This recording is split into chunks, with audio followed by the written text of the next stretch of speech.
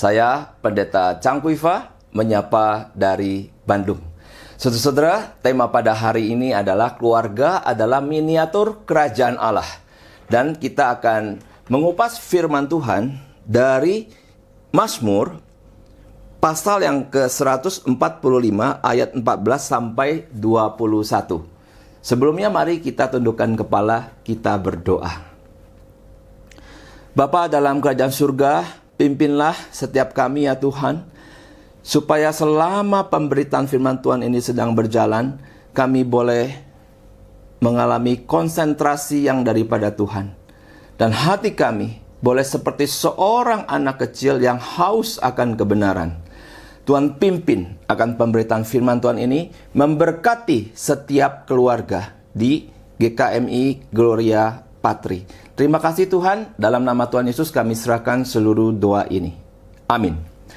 Saudara-saudara, dari Mazmur 145 ayat 14 sampai 21, saya akan membacakan ayat ini perlahan demi perlahan. Bagi setiap kita di rumah, silakan boleh untuk membuka Alkitab dan mengikuti akan pembacaan ini bersama dengan saya. Tuhan itu penopang bagi semua orang yang jatuh, dan penegak bagi semua orang yang tertunduk. Mata sekalian orang menantikan engkau, dan engkau pun memberi mereka makanan pada waktunya. Engkau yang membuka tanganmu dan yang berkenan mengenyangkan segala yang hidup. Tuhan itu adil dalam segala jalannya, dan penuh kasih setia dalam segala perbuatannya. Tuhan dekat pada setiap orang yang berseru kepadanya. Pada setiap orang yang berseru kepadanya dalam kesetiaan. Ia melakukan kehendak orang-orang yang takut akan Dia, mendengarkan teriak mereka minta tolong, dan menyelamatkan mereka. Tuhan menjaga semua orang yang mengasihinya, tetapi semua orang fasik akan dibinasakannya. Mulutku mengucapkan puji-pujian kepada Tuhan, dan biarlah segala makhluk memuji namanya yang kudus untuk seterusnya dan selamanya. Saudara-saudara, apa yang bisa kita pelajari dari bagian kitab suci di dalam Mazmur ini? Ini berbicara tentang peranan Tuhan yang sangat ajaib dalam perjalanan kehidupan umatnya. Nah saudara-saudara, di dalam keluarga, maka peranan ini saya percaya harus diambil dengan penuh tanggung jawab oleh setiap orang tua. Itu adalah ayah dan ibu. Dan secara khusus peranan ini memang menjadi tanggung jawab seorang ayah.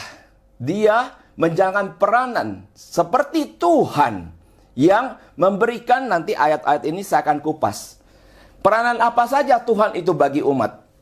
Dan bagaimana seorang ayah dengan dia bersandar dengan seluruh kerelaan hati, dengan seluruh hati yang remuk dan rendah hati, meminta pertolongan Tuhan. Tuhan, tolonglah supaya perananmu ini boleh aku lakukan dalam keluargaku.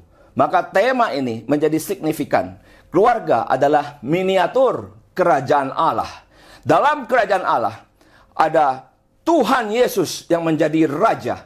Di dalam rumah yang kecil, rumah kita, ada seorang suami ataupun seorang ayah yang dia intim dengan Tuhan Yesus setiap hari, bergaul karib dengan Dia setiap hari, sehingga bisa mengambil peranan ini dengan gentar, dengan takut.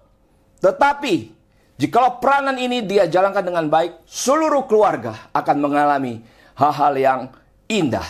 Nah saudara-saudara, peranan apa saja yang akhirnya kita bisa pelajari daripada seorang suami atau seorang ayah yang belajar menjadi kepala dalam rumah tangga.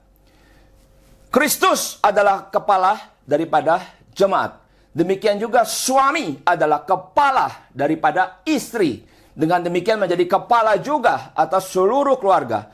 Dan Kristus adalah penyelamat tubuh. Demikian juga seorang suami memainkan peranan ini tidak mudah.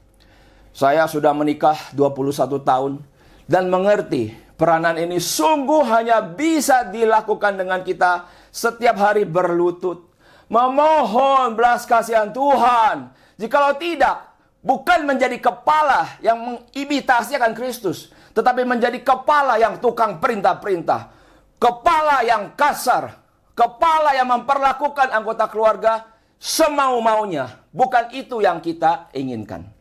Nah, saudara-saudara, di dalam hari ini kita melihat akan firman Tuhan ini.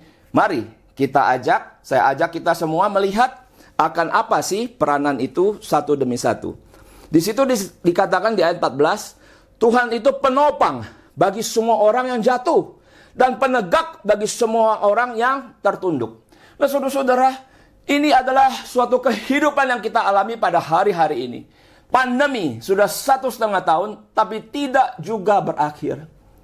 Banyak orang gelisah, banyak orang jatuh, banyak orang tertunduk layu. Tapi itu tidak terjadi bagi setiap kepala keluarga yang bersandar kepada Tuhan. Setiap kepala keluarga yang bersandar kepada Tuhan ditopang oleh doa seorang istri yang menjadi penolong yang sepadan. Saya berdoa setiap keluarga akan baik-baik saja. Saudara-saudara, dalam tahapan kehidupan tidak selalu mulus. Bahkan anak-anak pun bisa merasakan bagaimana dunia yang telah jatuh dalam dosa ini memberikan suatu nuansa kegelapan bagi kehidupan mereka. Misalnya apa? Ya, anak-anak hari ini di sekolah ada yang dibully. Anak-anak hari ini di sekolah ada yang tidak mendapatkan keadilan. Anak-anak di dalam masa menuju dewasa mengalami akan gelapnya dunia ini. Dan saya mengerti sebagai seorang ayah selama ini bahwa keluarga Kristen tidak luput daripada air mata. Tidak luput daripada malapetaka. Tidak luput daripada kekecewaan. Tidak luput dari apa yang namanya kejatuhan. Oh, saudara-saudara, kita semua harus bersandar kepada Tuhan. Karena dikatakan Tuhan itu penopang bagi semua orang yang jatuh, penegak bagi semua orang yang tertunduk.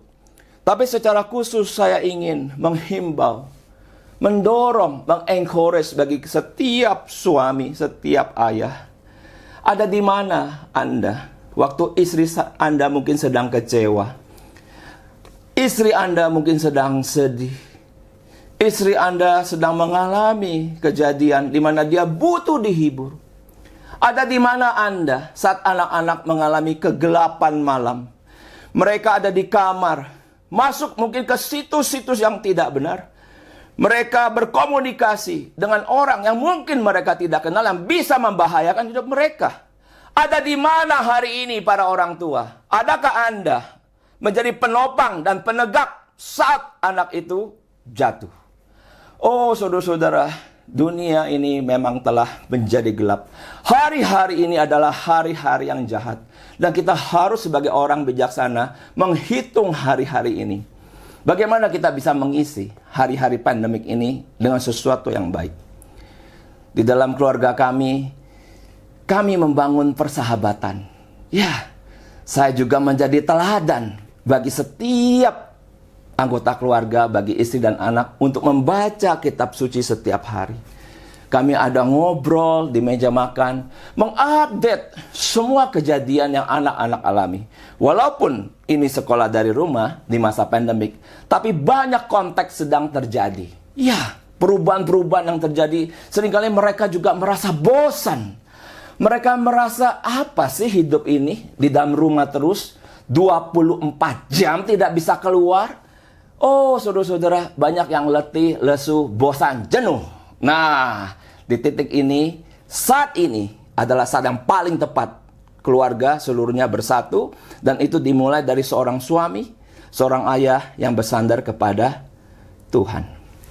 Yang kedua, kita melihat ayat 15. Mata sekalian orang menantikan engkau, dan engkau pun memberi mereka makanan pada waktunya. Engkau yang membuka tanganmu dan yang berkenan mengenyangkan segala yang hidup. Ada kata makanan, ada kata mengenyangkan. Saya mengalami bagaimana Tuhan mengenyangkan akan keluarga kami di masa pandemik ini. Dan saya belajar untuk terus bersandar dan berharap kepada Dia. Ya, di dalam keluarga hamba Tuhan, maka seluruh kehidupan ditopang dari pelayanan, dari pemberitaan firman Tuhan. Puji Tuhan. Dan saya percaya dalam setiap keluarga Kristen, apapun profesinya, apapun pekerjaannya, Tuhan sanggup memberikan makanan bagi seluruh anggota keluarga. Dan itu dimulai dari seorang ayah, dari seorang suami yang betul-betul berjuang keras, mendedikasikan hidup, diberikan suatu posisi tubuh yang gagah, kita bekerja keras, juga bekerja cerdas, sehingga di rumah kita tidak pernah ada kekurangan makanan. Makanan senantiasa dicukupkan. Jikalau hari ini Anda mengalami kegelapan pandemi, saya ajak suami istri, ayo berlutut di hadapan Tuhan. Tuhan, tolong kami hari ini.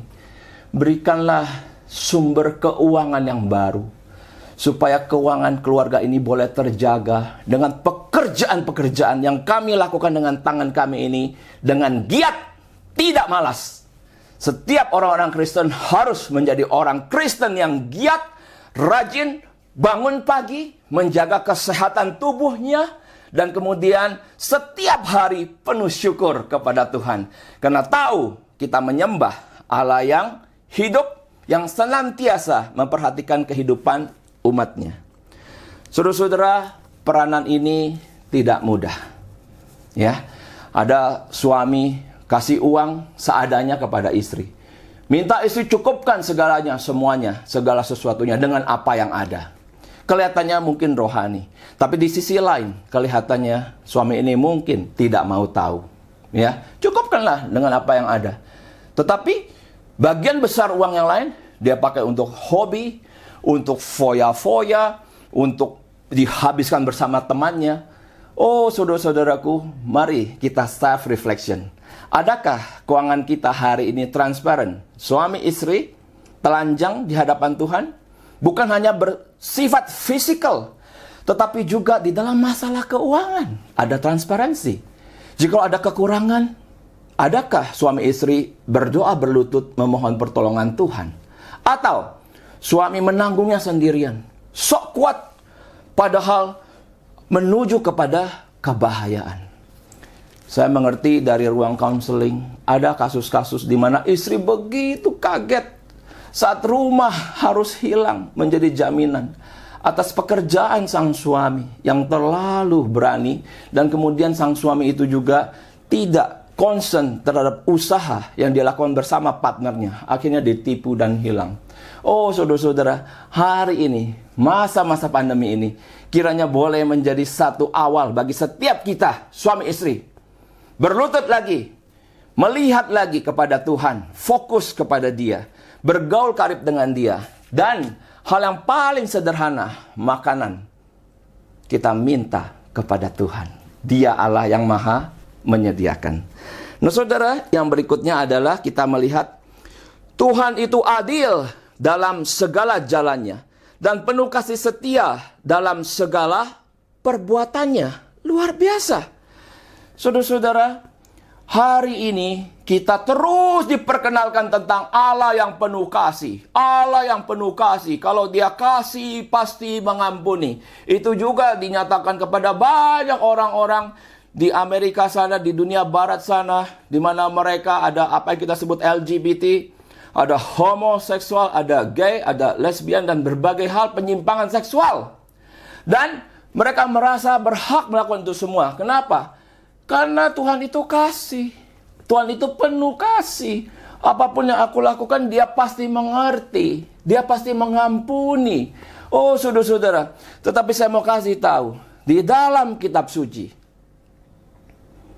jauh lebih banyak diperkenalkan. Dia adalah Allah yang benar. The righteous God. Dan Allah yang benar ini akan menyatakan keadilan dan kebenarannya. His justice.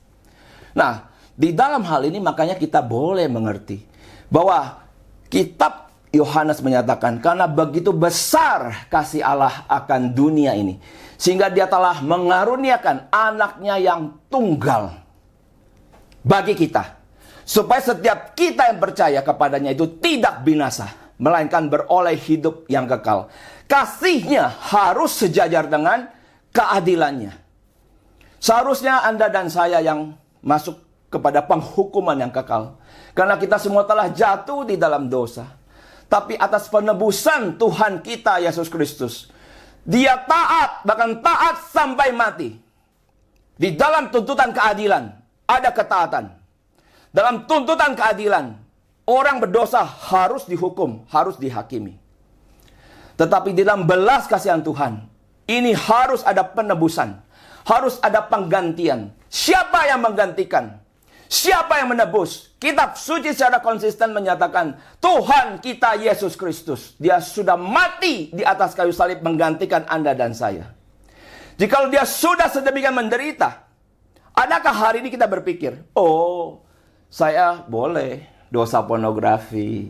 Oh, saya boleh chatting sama istri orang. Oh, saya boleh berdagang dengan cara-cara curang. Kenapa? Karena Allah Maha mengampuni. Karena Allah adalah kasih. Hati-hati. Kitab suci menyatakan Allah kita adalah the righteous God. Allah yang suatu ketika nanti akan membuka semua di depan publik. Apa-apa yang kita lakukan secara tersembunyi. Saudara-saudara yang dikasihi Tuhan, firman Tuhan itu berkata, Tuhan itu adil dalam segala jalannya, penuh kasih setia dalam segala perbuatannya. Maka hari ini sebagai ayah, sebagai ibu, jangan biarkan jikalau anak berbuat dosa. Tegur dia. Kasih tahu, nak, Tuhan itu tidak suka. Papa beritahu sebagai wakil Tuhan. Kalau kamu melakukan yang jahat, Papa akan tegur. Kamu lawan, Papa akan pukul. Kalau anak itu masih kecil, firman Tuhan itu katakan apa? Rotan itu tidak akan membawa anakmu kepada maut. Bahkan rotan itu akan menjaga anakmu itu dari maut, dari alam maut. Sehingga pada saat anak masih kecil, jikalau dia berbuat salah dalam suatu kesepakatan tata tertib kehidupan yang orang tua sudah tegakkan, maka teguran itu harus diberikan. Karena harus ada keadilan. Dan harus ada kasih setia kepada kebenaran. Jikalau dia terus melawan, maka ada hukuman yang lebih tegas. Nah, sebaliknya, disiplin juga mengandung pujian, mengandung reward. Ya, jikalau anak Anda melakukan hal-hal yang baik, kita puji. Nah, Papa senang sekali kamu lakukan ini. Terima kasih ya. Sering-sering diulang dong. Nah, seperti itu. Nah, saudara-saudara, mari kita tegakkan di dalam rumah tangga Kristen, itu adalah keadilan dan kebenaran. Dan dalam keadilan kebenaran ada ketertiban dan keteraturan. Dan di dalam ketertiban dan keteraturan itu Tuhan mengirimkan damai sejahteranya. Tuhan mengirimkan akan kasih karunia-Nya. Saya tidak bisa membayangkan jika anak berbuat dosa, lalu seorang ayah membiarkan seperti seolah tidak ada apa-apa. Maka hati nurani anak itu mati. Saat dia nanti dewasa, dia masuk pada society. Saat dia melakukan dosa, melakukan kesalahan, dia akan menjadi orang yang penuh dengan defense mechanism. Masa sih begitu saja? Gak boleh. Bolehlah, jadi orang jangan terlalu kaku lah. Ya, bebas lah. Kita kan orang dewasa. Memang kenapa kalau saya melakukan ini? Dia menjadi pemberontak di dalam society. Karena ayah semuanya silent. Saya beritahu kepada kita semua supaya kita boleh memainkan peranan ini. Tuhan itu adil. Tuhan itu penuh kasih setia. Dia akan mengejar setiap orang. Menuntut tanggung jawab. Jikalau berbuat baik, dia ganjar dengan berkat Tuhan. Jika berbuat jahat, matanya melihat, tidak dia akan pernah lupa. Satu ketika, pasti Tuhan akan menuntut pertanggungjawaban. Hari ini setiap ayah, mari kita jalankan peran ini baik-baik. Berbuat adil. Menyatakan kebenaran. Menegur dosa. Memberikan pujian. Saat anak-anak itu melakukan yang baik. Oh saudara-saudara, dalam banyak keluarga seringkali terjadi ketidaksepakatan. Saat ayah menghukum, ibu melindungi.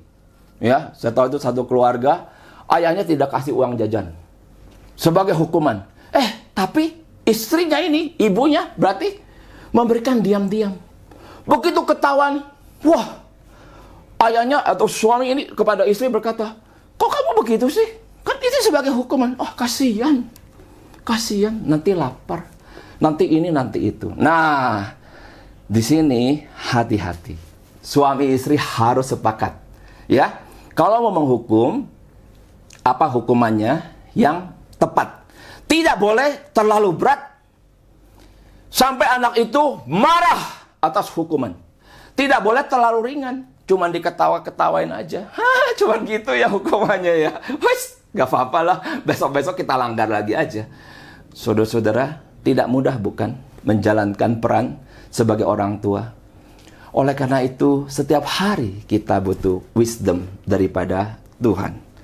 Nah, saudara-saudara, secara cepat di ayat 18 sampai 20, maka di situ ada peranan Tuhan yang juga para ayah harus jalankan. Ya, Tuhan dekat pada setiap orang yang berseru kepadanya. Seorang ayah, juga seorang ibu harus dekat kepada anak-anak yang sedang berseru kepada orang tuanya. Pada setiap orang yang berseru kepadanya dalam kesetiaan. Jangan kita membiarkan anak-anak kita berseru dan kita tetap tidak peduli. Ia melakukan kehendak orang-orang yang takut akan dia. Mendengarkan teriak mereka minta tolong dan menyelamatkan mereka. Maka orang tua pun harus bertindak seperti Tuhan. Yaitu apa? Jikalau anak-anak itu telah melakukan hal yang baik, ya, lalu ada permintaan, maka bagaimana respon papa mama? Cuek gitu? Itu kan emang tanggung jawab kamu. Jadi anak yang baik ya sudah. Tidak. Di sini dikatakan ia melakukan kehendak orang-orang yang takut akan dia. Mendengarkan teriak mereka minta tolong dan menyelamatkan mereka. Artinya pada saat mereka berbuat baik, maka kita juga memberikan suatu mungkin hadiah yang baik bagi mereka. Pada saat mereka berseru minta tolong.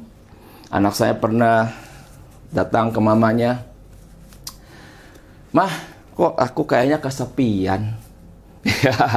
Di masa pandemik seperti ini. Memang di masa pandemik ini semua pelayanan dilakukan dari rumah. Dan istri saya, Liana, mendukung saya dalam pelayanan dalam perintisan Family Insight. Maka ada kalanya kami begitu sangat fokus kepada pelayanan. Sampai terjadi juga anak-anak itu bisa kesepian di rumah sendiri. Kami bertemu di meja makan, tapi mungkin karena sibuk kami tidak saling berbicara. Itu pun ada kalanya terjadi. Nah, saat anak itu berkata seperti itu, bagaimana respon daripada istri saya, Liana?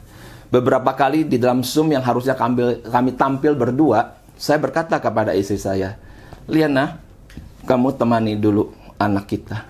Saya akan pelayanan sendirian.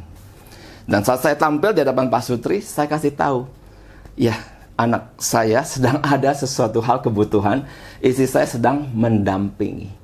Oh, saudara-saudara, inilah suatu peran yang harus dijalankan oleh suami dan istri. Ya, harus hadir saat anak itu berseru. Kemudian dikatakan apa? Ayat 20. Tuhan menjaga semua orang yang mengasihinya, tetapi semua orang fasik akan dibinasakannya. Lihat kitab suci berbicara apa? Ini menyatakan akan Tuhan yang ada kasih. Betul. Dia menjaga. Tetapi kepada siapa? Itu kepada orang-orang yang hari ini menjalankan satu perintah Tuhan yang pertama dan utama. Kasihilah Tuhan Allahmu dengan segenap hatimu, dengan segenap jiwamu, dengan segenap kekuatanmu. Ya, perhatikanlah apa yang Tuhan perintahkan dan ajarkanlah berulang-ulang kepada anak-anakmu. Saudara-saudara, di sini ada sesuatu kondisi yang kita harus jaga seumur hidup kita. Kita adalah orang-orang yang telah ditebus, tapi gunakanlah penebusan ini, hidup dalam kemerdekaan ini, bukan untuk berbuat dosa, bukan untuk hidup sembarangan, tetapi dengan terus hati ada jaga, ada kepekaan rohani, tidak mau melakukan yang jahat. Kenapa tidak mau? Karena firman Tuhan jelas menyatakan, semua orang fasik akan dibinasakannya. Apa arti fasik? Orang fasik adalah yang tidak memperhatikan firman Tuhan, yang hidup semaunya, yang hukum ada dalam pikiran dan hatinya sendiri, tapi tidak memperhatikan akan orang yang lain. Segala sesuatu hidup diraup hanya untuk diri dan diri. Oh saudara-saudara, tidak mudah menjadi keluarga Kristen, tetapi selalu ada pertolongan Allah. Dan kemudian apa yang terjadi? Jikalau kita akhirnya bisa melakukan ini semua dengan pertolongan Tuhan, ayat penutup itu sangat indah. Maka dikatakan di ayat 21, mulutku mengucapkan puji-pujian kepada Tuhan, dan biarlah segala makhluk memuji namanya yang kudus untuk seterusnya dan selamanya. Saudara-saudara, dalam hubungan Anda dengan Tuhan, adakah Anda hari ini mulut sungguh memuji-muji Tuhan karena perbuatan Dia yang ajaib? Adakah kita mengalami encountering with God, di mana dalam segenap kesulitan kita, kesusahan kita, Tuhan intervention ke dalam hidup kita, memberikan pertolongan, memberikan sarana, memberikan orang-orang yang akhirnya kita betul merasa dihibur. Kita mengalami kekuatan yang baru yang daripada Tuhan. Sungguh ajaib Tuhan itu. Tuhan adalah pencipta, termasuk Dia menciptakan aliran sungai, air yang deras di padang belantara. Adakah saudara memperhatikan itu? Ada sesuatu yang sedang bertumbuh dalam keluarga di tengah kesulitan pandemik ini? Adakah kerajaan Allah itu hadir dalam miniatur yang kecil ini, keluarga? Dan apa ini artinya bagi kita? Artinya, semua usaha daripada para ayah, dari para ibu tidak akan sia-sia. Kita akan melihat anak-anak kita itu akan memuji-muji. Puji Tuhan, kita punya papa, mama baik. Puji Tuhan, mereka senang. Kemarin itu anak saya Joylin jadi ketua OSIS, dan kemudian ada diundang oleh satu sekolah tinggi di dalam siaran radio, begitu ya, juga disiarkan di IG. Lalu ditanyakan satu pertanyaan, bagaimana ya seorang anak muda itu bisa mencapai akan cita-citanya, ya? Nah, ada dari orang yang lain, murid yang lain menjawab, tapi waktu saya dengar rasanya kurang konkret, sifatnya abstrak. Tapi saat itu ditanyakan kepada anak saya, Jolin berkata, untuk mencapai cita-cita, mencapai visi yang Tuhan itu berikan, maka selain harus ada passion, dia sebut, yaitu harus ada bimbingan dari papa dan mama. Wah, waktu saya dengarnya bahagia juga ya. Boleh disebut. Berarti dia mengakui adanya peranan orang tua. Dan dia tahu untuk mencapai cita-cita tidak bisa sendirian. Betul harus pendidikan tinggi, tapi juga di belakang ada papa mama yang mensupport.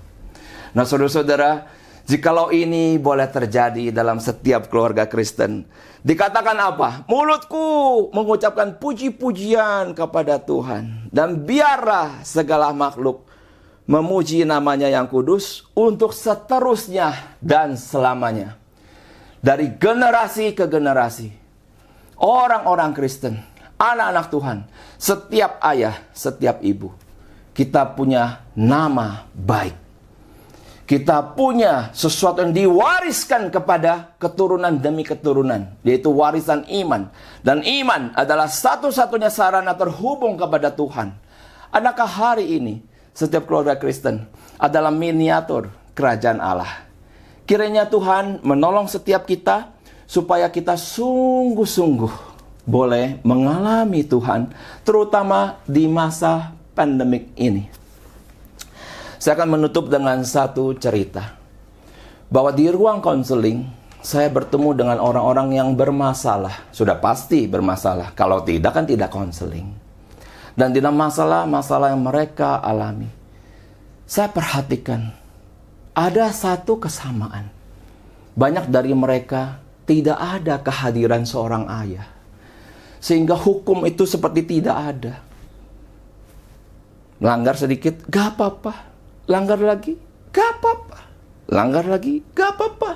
Udah hampir serasa melewati pagar, pagarnya bisa dibikin mundur pula. Gak apa-apa. Akhirnya masuk jurang. Begitu masuk jurang, semuanya chaos. Lalu mencari pertolongan. Di situ sering saya merasakan satu kesedihan. Mereka hari ini yang konseling orang-orang sudah dewasa. Ya, sudah dewasa. Sudah menjadi suami, sudah menjadi istri. Terjerat dalam masalah yang berat. Dan ada kesamaan, ada kemiripan. Yaitu, ayah itu tidak hadir. Maka saya sebut itu sebagai dysfunction family. Saudara-saudara, pada hari ini, mari saya mengajak setiap ayah bersatu dengan setiap ibu, ya, ayah dan ibu artinya suami istri, oke? Bersatu dari kerohanian, dari pikiran, dari emosi, dan melahirkan satu kehendak. Karena hanya orang tua yang sepakat, yang akhirnya bisa membesarkan anak-anak yang menaklukkan akan bumi ini. Kiranya Tuhan menolong setiap kita, supaya kita sungguh-sungguh boleh mengalami Tuhan. Dan rumah tangga kita adalah rumah tangga yang melahirkan akan dan menghidupi akan kerajaan Allah.